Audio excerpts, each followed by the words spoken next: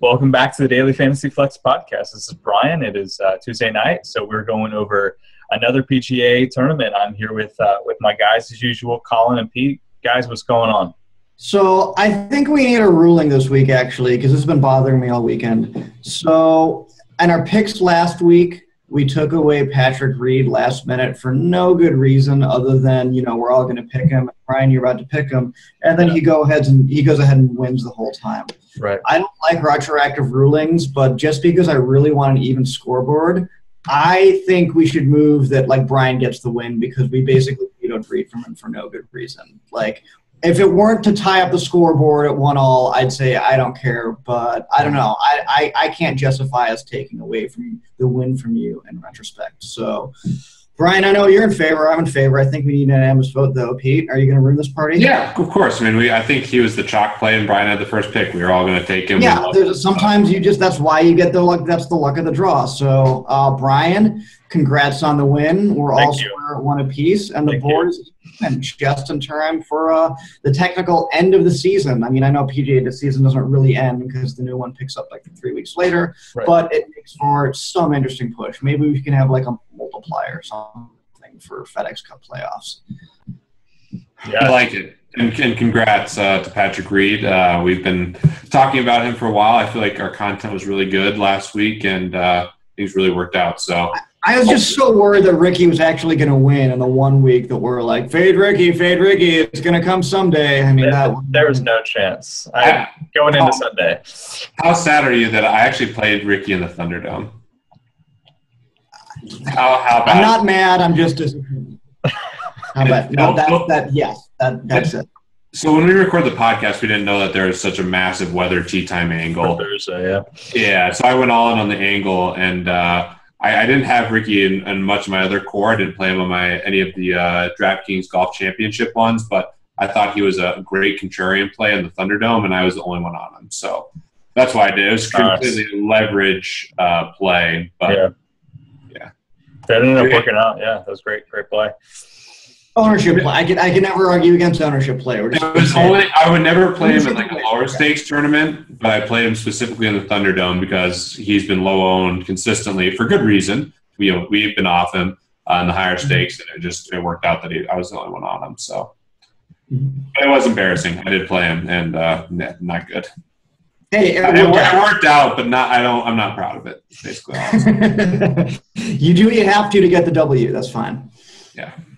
Awesome. So I guess, we usually have our segment where it's, what did we learn last week? Anything else we learned other than keep on fading Ricky, but I guess he ended up an okay play, I don't know.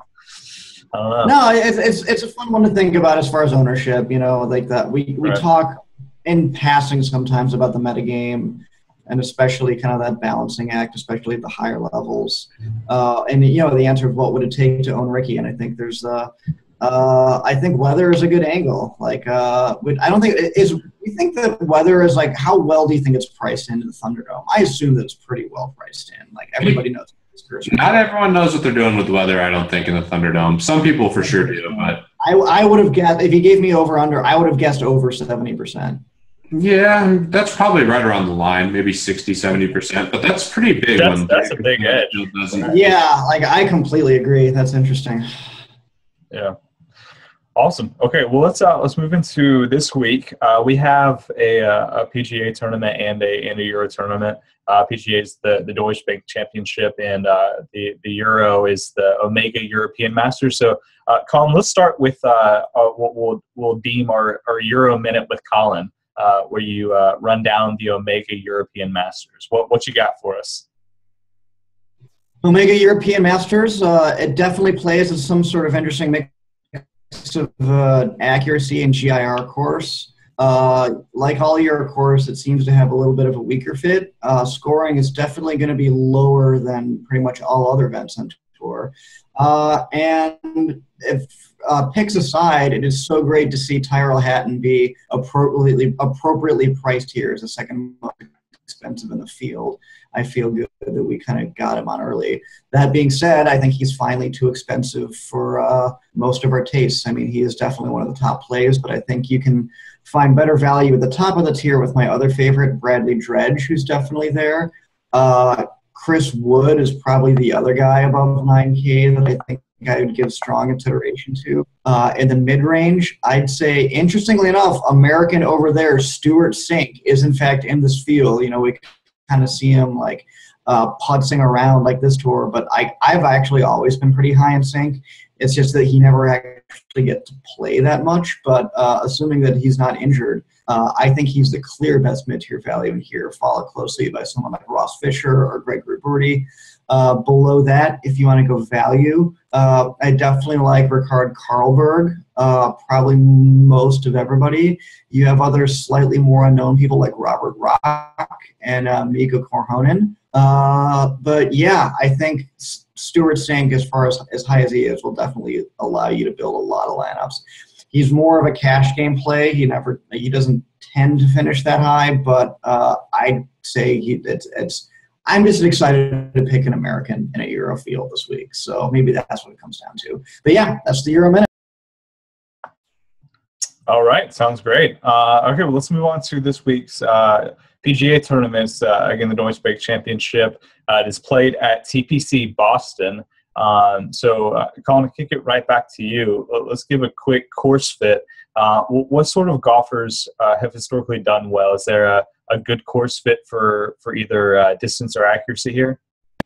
So this is a par 70. All else being equal, we'd expect accuracy to reign supreme here, and then sure enough, it does. I think if you just look at who has the best course history alone here, it's Jim Furyk, and he is the textbook guide for all things accuracy, and that plays out in other things, in other stats and other golfers as well. It's not even so much that, I mean, it's more that this one actually rates out as I give bombers almost more of a penalty than accuracy guys a boost. I know that they kind of go hand in hand and they're two sides of the same coin. But the lift is not nearly as high as the penalty is on this side. And we have some pretty good data sets here because they played at Boston like year over year. It goes back pretty reliably. So I'm happy with my accuracy call. Pete, how does this one rate out for you? I think it's an accuracy course as well. There's a lot of guys that we'll talk about that I think are really intriguing. The one thing about it, though, is the way the course is set up, some of the par fours lead to longer approaches. So you do have to find the guys who can hit the long irons well, which is an interesting aspect, which is why Furyk has done so well here.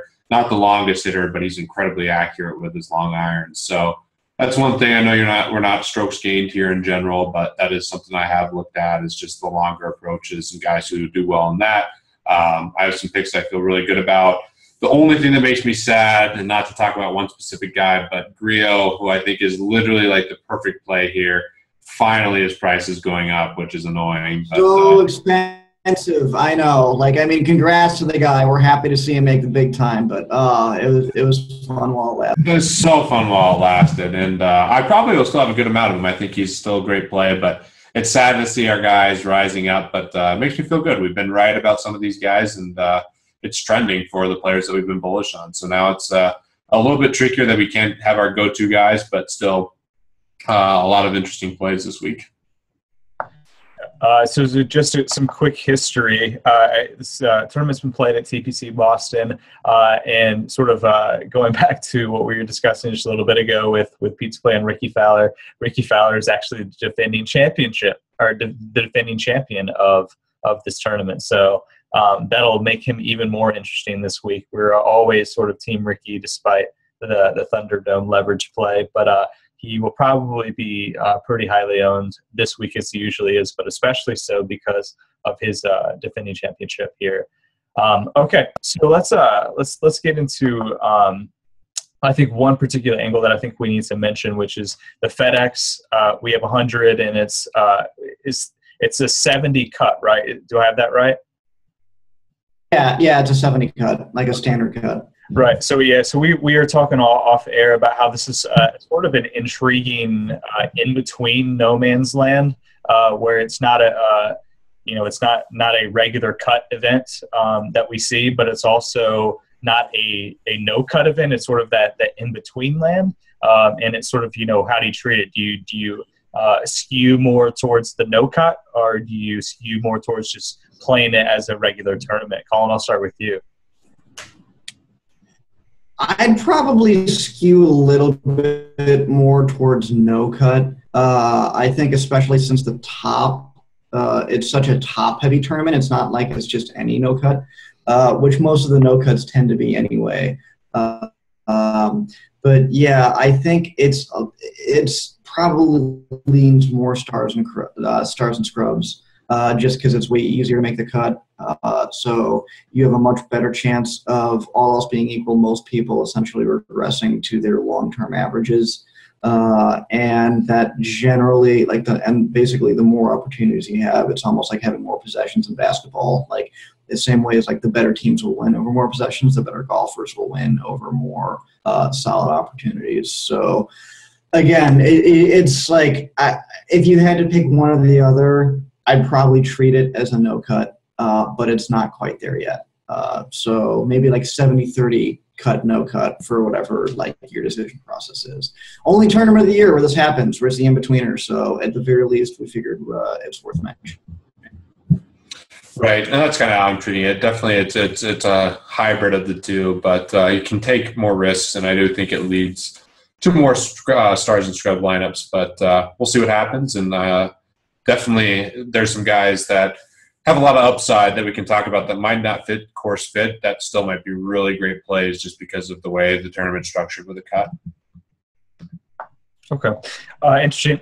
Another question I have is I was reading a little bit about this course about TPC Boston and this tournament in general, and I was reading a stat that last year's field averaged 70.956 strokes per round, which ended up being the third toughest par 71 of the season, even despite the pretty solid score by Ricky to win. And I think he was saying that there were some pretty favorable conditions. It was a nice weekend in Boston last year. So my question is, if this ends up being sort of a tough course to play, and this is just a more general question for golf tournaments and PGA DFS in general. We've talked about an easy course, does the rising tide lift all boats? I guess my question is the inverse here, is a tough course collectively crush all the boats? I don't know how to put that, but is there any angle to that? Colin, you have any thoughts? So, I think the last we left it is I don't think there's anything inclusive enough to say, do something different on an easy course versus hard course. Maybe on an easy course, there's a little bit more premium of cut making because, if you miss the cut, it's different if you're average, finishing scores +2 versus -8 or whatever, because the golfers that you didn't get across, that represents way more of a penalty. Although this week we're kind of treating it as a hybrid of a cut and a no cut. So in my mind, there's part of it that cancels out and it's all those weird conditions. So I'm inclined to ignore that in particular angle. But I also tend to ignore most angles in general. So maybe you can tell me where I'm wrong and if I have a gap somewhere. No, I tend to agree with you, Colin, here. I do think it's an interesting question, but I tend to be on your side. We'll see how the course ends up playing. It did play relatively easy last year, but I tend to lean that way. And the other thing with the way the cut's structured, a lot of these guys are going to make it, and if there is an easy day, everyone's – I mean, if there's an easy day, the majority of the field is going to get to take advantage of that. So, I don't know. I understand the question, but I don't see a big angle there. Fair enough. And the last question that I'll ask before we move into our player analysis is, and this is more subjective than anything, but Ryder Cup's coming up. We saw that Ricky and his I won't call it a meltdown, but falling behind Patrick Reed on Sunday at the Barclays last week ended up meaning that he didn't automatically qualify for the Ryder Cup team. And these guys are trying to get into the Ryder Cup team. which is in just a little bit. Is there any sort of narrative street of, having more to play for, being, wanting to, we have the FedEx Cup, obviously, but also, these guys want to play for the Ryder Cup. I don't know if there's any narrative, anything we should take away there. Maybe not. The only narrative that I see is for my boy Russell Knox. He needs a good showing. So that's really that's the only one that I see. He has had an incredible year, but still could easily not make the Euro Ryder Cup team. So I'll take that. The other guy that I would say cares a ton about the Ryder Cup relative to normal is Patrick Reed, but he's in now. So yeah, I wouldn't want to face him. That's one guy that I like for the U.S. I think obviously the Euro guys are generally favored, but one nice thing for the U.S. is I love having Patrick Reed on our team. Yeah, it's always tough to just figure out if golfers are ever more motivated in a particular week than another week. And Colin, I'm guessing that your vote is no. There's really no data to back that up. Well, I mean, I'm sure there is varying levels of motivation. I just don't have the data to piece together what that might be. I also just want to I don't have a whole lot to add as far as like motivation angles and stuff like that, other than a blanket warning. Then, Pete is probably just looking for another reason to play Russell Knox to begin with. So I just, take it all with a grain of salt. You're never not looking for an angle. Who knows if it's real? I'm just going to say buyer beware. Pete's going to pick Russell Knox no matter what.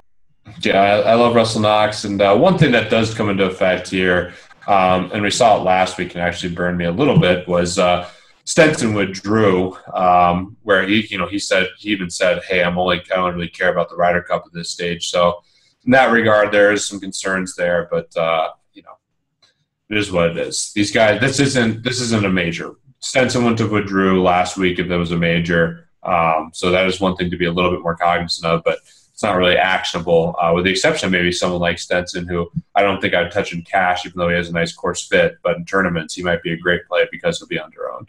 I think his ownership will be way low. We'll probably get into that in tournaments. But yeah, I think the general state of the game now in golf DFS is people overreact to injuries. Not even injuries, just like if someone gets the sniffles.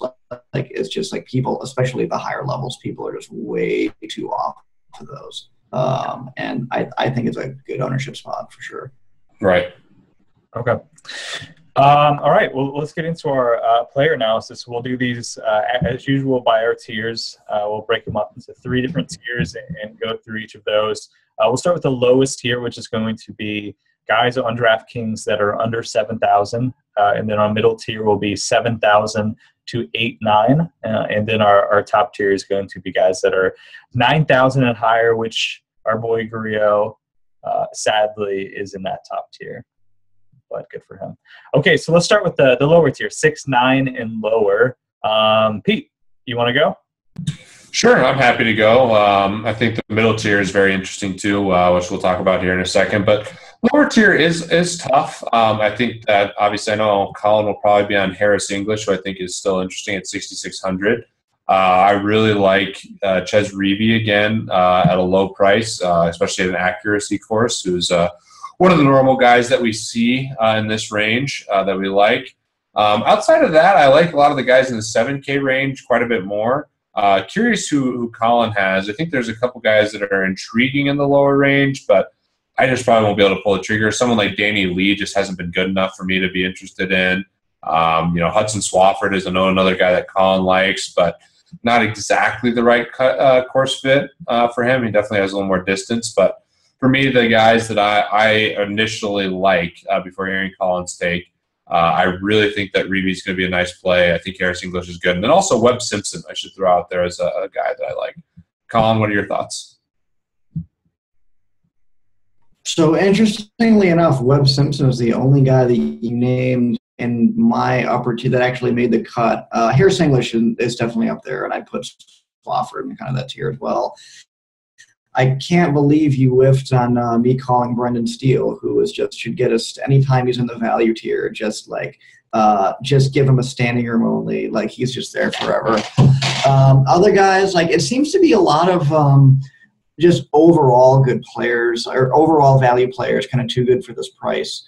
Ryan Palmer's down there. I know it's not a great course fit, but that's just kind of like an overall play, depending on how much you weight course fit.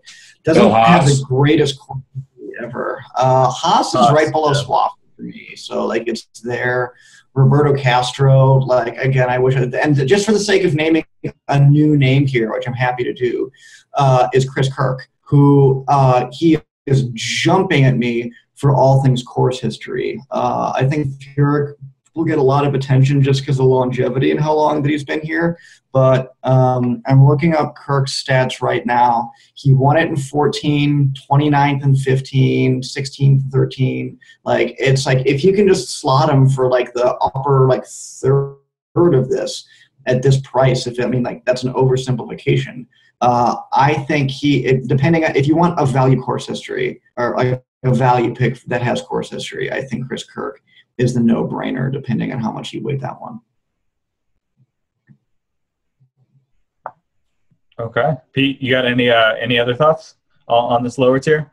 Yeah, I think Chris Kirk's interesting. I definitely like that call. I think the course history angle is nice. I personally just love a lot of these guys in the 7K range, and there's a plethora of guys too in like the mid-8s. So you could go with a more balanced roster as well. I'll have to look into more, but yeah, there's some guys who jump out just based on their price. Like I mentioned, Bill Haas, I know Steele. McGirt is another one who actually has pretty good game. I think he has a pretty good game here for this course. But yeah, I like a lot of the guys in the 7K range just a little bit more. Yep. Any interest in Alex Ketchka? He's rating high in my model, but I don't know if I'm going to have him. He also withdrew recently, so there's some uncertainty around there on injury. I don't know. Like, I'm not super. I like plenty of guys above him. I think I've been bearish on him pretty much all year. I don't think I've mentioned him. Like, I will. You can have him. I have zero interest. Interesting. Yeah, he's pretty solid consistency in the year, and it's pretty cheap. It seems like these guys are sort of priced like a little bit more to course fit, or maybe that's just variance in pricing, and I'm picking up something that's not there. But it seems like a lot of these guys in the lower tier, it seems are just really bad course fit. I mean, we have J.B. Holmes, which we didn't talk about. Do we want to mention him at all? No. He's down. I think he's properly priced. Like, there's like and on top of the fact that, like, yeah, he had a good rebound-ish, but like, yeah, it's not the right fit for him. Yeah, but I think guys in like I think in theory it's possible for course fit to affect pricing too much, and I say that in theory because in practice, these are odds-based pricing, so it seems about right. But like, I don't know, like maybe if there's some like course fit doesn't necessarily, maybe it affects your odds, but not necessarily your DraftKings scoring. Like, I don't know. That's probably why I see so many essentially like bad course fits in this lower tiers. It's too good of an overall player. Yeah, that's fair. Yeah, it just seems like in this lower tier, it's guys who are like potentially talented guys, but just really awful course fit. Whereas in other weeks, we'll have a nice mix of guys who are pretty decent course fit, but just low odds. So interesting thought. Let's move to this next tier then. It's going to be 7 to 8, 9. Colin, I'll start with you. All right, let's see how many picks of Pete's I can steal. The interesting one about this tier, maybe this is what you're alluding to, Pete, is if you see some normally 9 or 10K guys down in this range. I think the course history one, the obvious one, is Furyk, who I think nobody has any lingering concerns about his injury. Like, he's decently back, and this is probably the cheapest he's been since he's injured. Especially considering the fit. I think he's the best play. Basically, like, if you want to go fit in history, you go Furyk. If you want to go pure talent and birdie making, you go Koepka, where they're similarly priced. They're rating about the same to me, and that really depends on which one you want to give more of an edge to, like over a one. If you have reason to believe that like one angle is better for this course than a one-size-fits-all model, it depends on what you want to do there. Matt Kuchar's rating decently high, but again, his bread and butter is cut making. The value of that is slightly diminished this week. So, I mean, he's reliable as always, but you're losing a little bit of what he brings to the table with the smaller field. If you want to go more value in this range, my probably favorite in the 7,000s are Gary Woodland, who, again, not the greatest course fit, but the history is pretty well there to back it up. And Kevin Kisner, who I've been on lately. I thought he was too cheap last time. I continue to think he's too cheap this time. And yeah, I think there's between those two, I think you could go pretty balanced, filling out like even like a Furyk Kuchar, or even a Watson or a Charles Schwartzel isn't all that bad. The top of this range kind of blends together, so it probably comes down to some tiebreakers. They come down to some other metrics. So, Pete, I'm sure I stole some of your picks, but what are you thinking as far as tiebreakers? If I kind of have. I like all the picks that you just made. I think they're all really intriguing. I think Furyk and Koepka stand out. I think Matsuyama is also in that range, even though he played poorly in the last tournament at the Barclays. But I think he sets up really well, especially with those longer iron shots. Guy's actually number one in my model, who I've heard a lot of people talk about, who I believe might be number one in ball striking. Or he has some really good stats around this course. That's Paul Casey. I think he's a really intriguing play. I like him quite a bit. I think Kevin Na is really cheap. But the guy I wanted to spend the most time on is probably Bubba.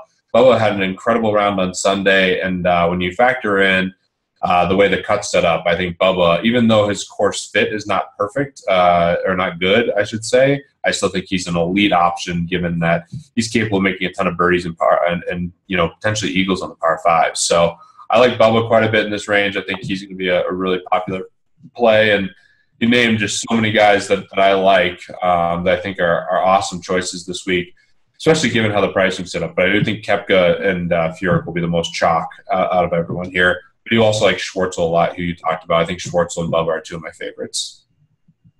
The only, I guess, thing I have to add on there is that I don't get the Kevin Na or the Paul Casey pick. The Na dispute is pretty easy for me, and it's because he has, I think, some of the worst course history in the field. It's going back the last 5 years. It's 2 missed cuts, a 60 and a 69, and a 100-person field. Like, no, that's depending on how you weight course history, it's bad. It just depends on how much you want to weight that badness, basically. As far as Casey goes, like, I don't know. Like, I mean, yeah, there was a withdrawal last year. He was hurt. And I don't know, like he's had a decent run, like, kind of recently, but it's kind of the same old song. Like, look back a little bit more, and there's just he's not at the same level as he was even back in like April when we were talking about him like a top 10, top 20 player. There's 4 missed cuts in there in the last basically like 8 months. Not even 8 months, sorry, 4 months. 1 missed cut around is just more than enough to kick you out of the top 25 in my mind. And yeah, that's just kind of why I'm bearish on him. So why are people talking up Casey? Is it just the ball striking? His greens, yeah. His tournaments, he leads the field. Yeah, his ball striking is elite. He's 4th on tour in ball striking. Just looked it up. His green regulation and short-term form, which is always a big part of my model. He's just off the charts. I mean, he is number 1 this week. Yeah. Yeah, his green regulation in short term is 79.2%, way above 70, 71.4 long term as well. Relatively accurate guy, has been very accurate recently. And then his adjusted round score on the course is not bad either. So he's number 1 in my model, just weighting driving accuracy, green regulation, long-term adjusted round, and some course history. And I think he's a really good play. And also, if you look deeper into the stats, there's a lot of shots that are going to be 150 to 200 yards. He's also A+ at that relative to the field. And I think his price is a little high relative to where I think it could be, but I do like him quite a bit in this spot. I'm high on Casey. I'll back you up on that, Pete. Any other? Like, no, I'm not. I'm not saying it's wrong. I'm just like, he's down for me, and I'm just trying to figure out why. I'm basically trying to explain those 4 missed cuts, and what about those missed cuts, or maybe is there something that he fixed? Why did the recent form GIR bump? Like, I don't know. That's something that like I'll have to look into more. But he played awesome at the PGA Championship. Yeah. I gotta throw my warning flag up. That's what I'm here for. No, it's good. And he's also, if you just say you look at pricing and you don't consider course form or anything current form, and you just look at the price, I think there's better guys than that, just slightly more expensive than him. So I understand that aspect of it, but I do think things are kind of aligning. And then I forgot to mention Russell Knox. I mentioned up front. I love Russell Knox. Accuracy course, I'm in. I'm on a Russell Knox. But that's of course, yeah. It's a day that ends in Y, so that is what. Hot tech of the day. Rises in the east. Hey Pete, so you had been talking about earlier in the pod about the par fours sort of set up a little bit differently on this course. Is that what you were talking about? Yeah, I mean, right now, basically the way it's set up is some of these are longer par fours and some are really short. So it's some of these ranges of shots aren't as applicable in this tournament. I do think there's a lot of shots where you need those long irons, and that's why Furyk probably has had so much success here, because even though Furyk's not that long, he hits those 4, 5, 6 irons better than almost anyone on tour. So that's something that you're definitely looking to leverage in this tournament. Is there any way to find some data? I mean, I know the shot length data would probably be what you're looking for, but do you think that just greens and regulation and just accuracy, ball striking would capture most of that you're looking for? Yeah, I do. I do think that you capture most of that, and that's some of it comes subjectively too from watching golf. But yeah, it's a shot length data that you're looking for specifically for those ranges. And generally, I think there's a lot of noise in that, but I do think it's somewhat applicable this week, just with the way the course sets up. But, it bears itself out also in course history, because we do have a good amount of course history here as well. Yeah, I know Colin will probably be perusing the shot length data for this tournament for sure. Oh, absolutely. With a fine-tooth comb, you just know how much I love that. No, I have even less use of it now that we figured out how to uncorrelate all these PGA stats in my article this week. So that's a whole. Yes. I know that we forgot to talk about it, but maybe I'll do a brief plug. It's just the. Sure. I think last week we talked about how a lot of these kind of fundamental player stats are correlated, and there's some very unintuitive and very hard to follow, like data science type stuff that you can do to uncorrelate stats, and it's not something that I necessarily recommend that everybody go out and try to learn to do, because it is kind of out there, but it does get around. It's more of a build up to next week, which is just the elusive idea of quantifying luck, which is sometimes ideally you could do that with something like shot length data, where it's misses of putts from inside 15 feet. That's more luck based. I don't think we talk about luck enough in other spots. Like for example, if you look at how correlated or inversely correlated distance and accuracy are, the longer you hit it, generally the fewer fairways you'll hit. That's just the way the distance works. You trade off accuracy for power. And I think it's equally lucky or unlucky where if you go for power, if you hit way more fairways than you should, that to me is just as lucky as missing or making all of your 20 footers or whatever.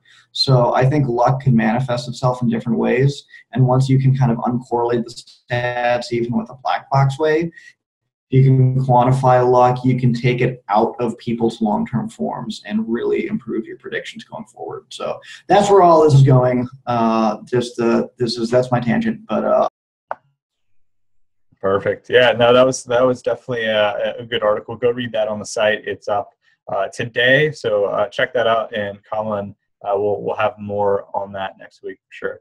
Okay, let's get into this top tier, and Pete, I'll kick it right back to you. So these are going to be guys that are 9K and above, and again, Grillo is officially in this range, and I'm sure he's going to be a guy that you're going to talk about. Love Grillo at the very beginning of the range. I do think this course sets up really well for him. Great accuracy, green regulation guy, and we've been long on him for a while, and even though his price is starting to catch up, I still think he's an elite play. And I'll only name a couple names here just to save some names for Colin. I'm really high on two guys in particular in this range. Number one, I love Adam Scott. If he can putt it all, I think he's probably hitting the ball as well or better than anybody on tour. Absolutely love Adam Scott this week. I think he will be chalked, but I think he's really found his groove, and a lot of birdie upside, a lot of consistency. And again, if he can just get the flat stake going, I think he's going to be great. His GIR stats are trending in the right direction as well. And then, the other guy I got to go with, who has good history here, who just can't putt to save his life. He's popular in the high stakes, and some guys are going to continue to ride him. But good course history. I got to get on Rory. I'm going to be on him over Day, over DJ, over Speed. So those are the horses I'm riding. I also think Sergio's interesting. What are your thoughts, Colin? I mean, I get the Adam Scott pick. I mean, it's honestly very middle of the road to me. Like, nothing about it jumps out. I think Griot is probably the best value here, although that's just because, it's the bottom of the top tier. I think I actually have the next best value is Phil Mickelson, mostly as a function of, like, you never see him at 9,300 this much. And I thought maybe it's just kind of a little bit too cheap overall. I get it while you're on Rory. I wouldn't necessarily disagree with that. I mean, I still have Stenson decently high. We kind of talked about there's some injury risk there. You're probably not touching him in cash, but like all else being equal, the data doesn't really, recognize that. It really heavily discounts that withdrawal. But I have Rory like right there. I think 11-1 is pretty cheap for him, all things considered. I still think Day is the best overall pick, similar to how he was last week, and then he, posted a third, so I think he's a clear overall pick. But that's just because Jason Day is, the best golfer on the planet right now. How does he rate out with value? I have Rory a little bit higher, but that could change depending on like literally how the wind breaks. I don't know. Basically the only guy that I am solidly off on at this point is Dustin Johnson, who, I thought his long-term round took a hit coming into before last week. He didn't really do a whole lot to catapult himself into the upper tier.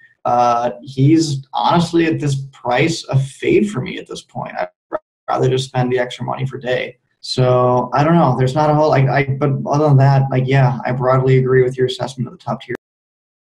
Sounds like we're on the same page, and DJ is definitely a fade for me, not as much of a course fit. And again, you're just paying a huge premium. Much rather take Rory and other guys.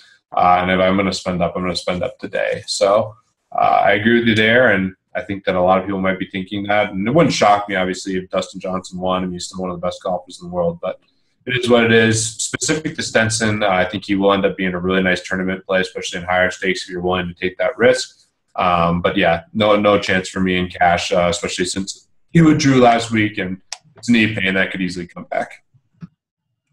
Colin, explain to me Jason Day's awful driving accuracy marks, both long-term and recent. What does it just doesn't? It doesn't seem to really matter for Jason Day, but it just stands out so much, in the models. But then like when you create a model, it doesn't seem to drop him down just because he's so elite in everything. And maybe that's the answer: is it sort of just doesn't matter for him. I think it's more that actually the reason why I can kind of gloss over it relates to the past two articles that I did. As long as you accept that distance is inversely correlated with accuracy, then it's kind of talking about the same thing. And I think the distance is just there at such an elite level that maybe that distance more than makes up for whatever you lose in accuracy.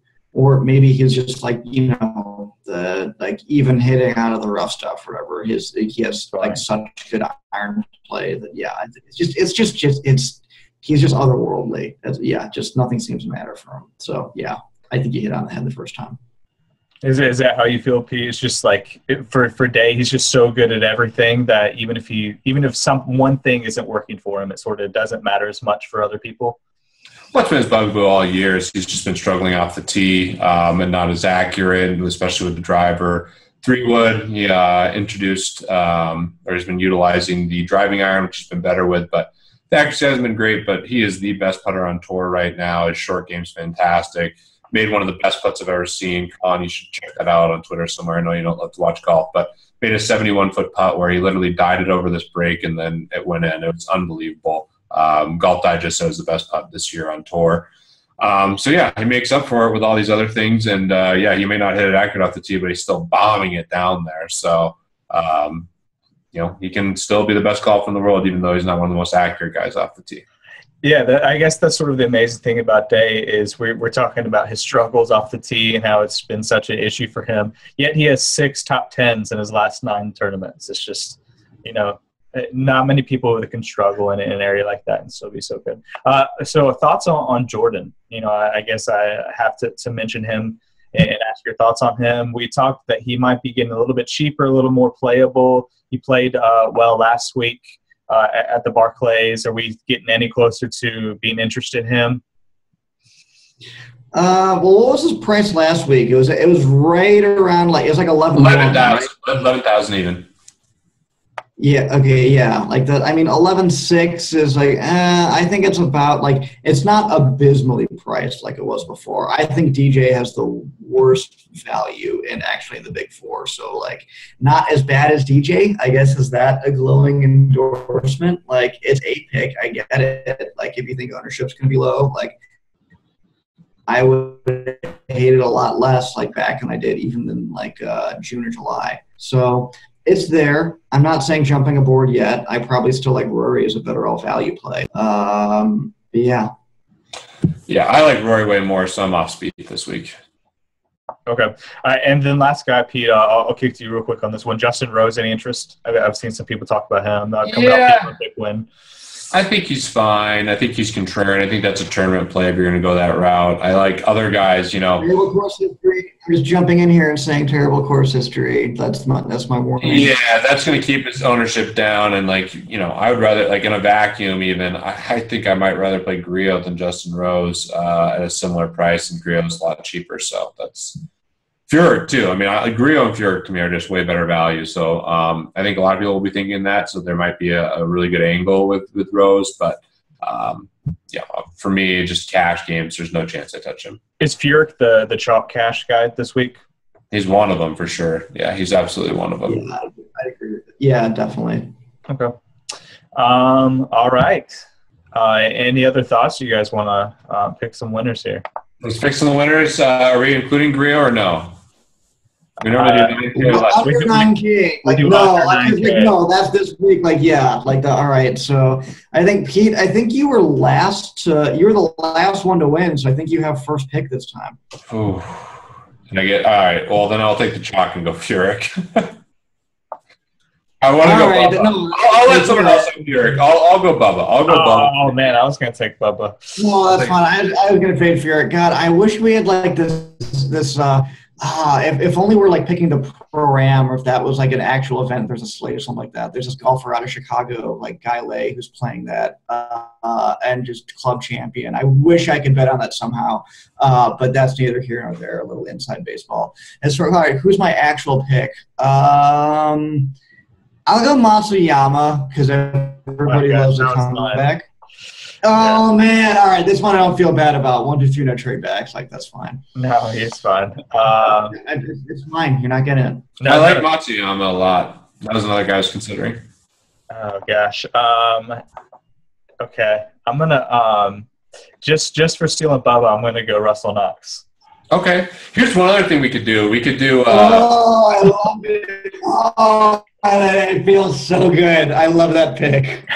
Nice pick. And even if Knox wins, I'll still feel like I won, which is great. For the future, next year, we can introduce No, that's not what you're supposed. Your emotions are supposed to be hedged. There's supposed to be anguish there. God. I love it. It's like he picked the guy that I still win with. So it's a win either way for me with Knox. What do you want to do next year? One of these days, there's just going to be a Scottish flag behind Pete when we do this podcast, and none of us will bat an eyelash because we know exactly where it comes from and why. Oh, yeah. I love me some Russell Knox. But, we could start picking the second guy, too, under 8K if we wanted down the road. Two picks are better than one. Honorable mention for me, I really like Paul Casey this week. I really like him. I'm on the Paul Casey train as well. I will support you on that one. I don't know. You guys can have him. I get the nagging feeling that I'm wrong on this one because he's not popping, but, all right. I already had my under 8K guy, Knox. So I double dip there. Yeah, we didn't even take Furyk after all this now. Furyk went unchosen, so that's pretty pathetic. We have too much respect for the game. That's just because we're at that level. Chalky. Yeah, too chalky. All right. We will end it there, everyone. Thank you for listening yet again. Good luck this week in both PGA and Euro tournaments, and we'll talk to you guys next week.